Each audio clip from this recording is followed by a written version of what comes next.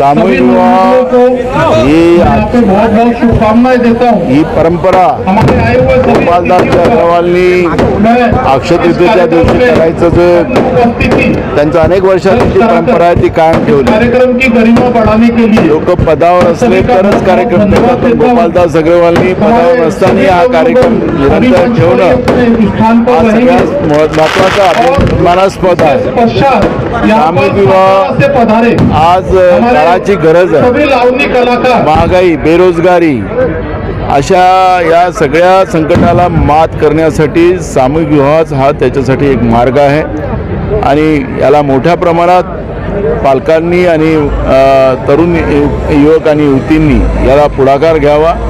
जो लग्नाचा खर्च होतो तो आपला बँकेत टाकून आपल्या पुढील जीवनाचं त्याच्यातून सुरुवात करावी, जेणेकरून त्यांचंही भविष्य चांगलं व्हावं, ही या सामूहिक विवाहाची परंपरा आहे।